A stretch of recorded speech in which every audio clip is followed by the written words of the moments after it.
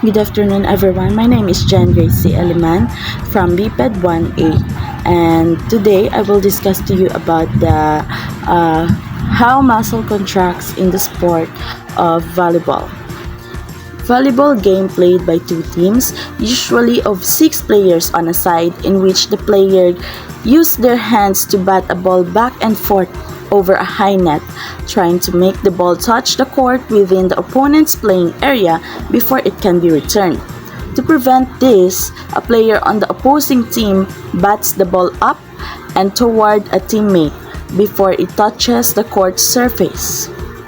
The teammate may then volley it back across the net or bat it on a third teammate who volleys it across the net. A team is allowed only 3 touches of the ball before it must be returned over the net. When setting, you use every muscle just like serving: the calf muscles and hamstrings to jump, the latissimus dorsi muscles for balance and posture. The biceps, triceps, and deltoids are all used. The wrists catch the ball to keep it in control. The arm muscles help to push the ball up and out. The faster the arms are moved, the faster the ball is pushed. The back muscles help for stabilization when on the ground. The leg muscles are used to jump and to get to the ball faster. They also help with pushing the ball. The muscles that are used when passing are quite similar to the ones used when blocking. You use your quadriceps, glutes, hamstrings, and calves, but you also use your forearms to connect with the ball and get a good pass. The biceps also come into play when passing. We have quadriceps. The quad muscles extend the knee, straightening the leg. They will be used for accelerating you in stepping forward or backward and jumping. They will slow you down when landing or changing direction on the floor. Glutes. The glutes are 3 different muscles: the gluteus maximus, medius, and minimus. The maximus helps extend the hip, moving you forward to lunge or up to jump. It is one of the main muscles for creating jump height. The medius does play a significant role in lateral movement. However, it and the minimus are more for stabilization of the hip and knee. This makes them primary and secondary muscles in volleyball. Hamstring. The hamstring muscles extend the hip and flex the knee. Extending the hip is a crucial part of how you jump high, although the glutes will have more impact on your hip extension than your hamstring.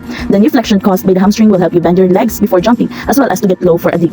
Adductors. The adductors or inner thigh help you pull your legs together and create some hip extension. This means that they will play a small role in jumping, but mostly be used for stability and lateral movement.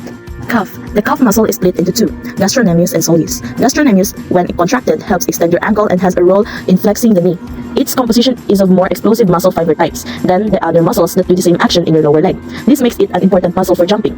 Soleus muscle sits underneath the gastroc and extends your ankle as well. It is made up of fibers that are meant for endurance. It will help you move around the court for the entirety of the game. Abdominal muscles. Your abdominals help resist extension for blocking, flex and rotate your core for serving and hitting, and stabilize your spine as you move around the court and jump.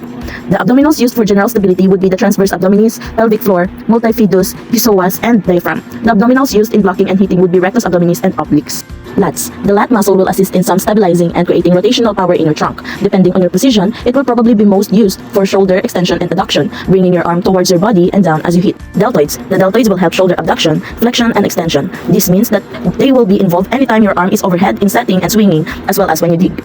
Pecs. The pectoralis major adducts, bringing the arm towards the body and internally rotates the arm. This will help you bring your arms together to dig or set the ball as well as down to hit. Triceps. The triceps extend the elbow, straightening the arm. This may happen at a moderate pace for a dig or explosively for hitting and setting. Biceps. The biceps flex the elbow and shoulder, bringing your hand towards your shoulder and your elbow above your shoulder. It will play a role in shoulder stability when you dig. You will also use your bicep anytime you raise your arm to dig or set. Tibialis anterior. The tibialis anterior is a lower leg muscle that runs along the front of your shin and into the foot. It plays a vital role in stability on one leg.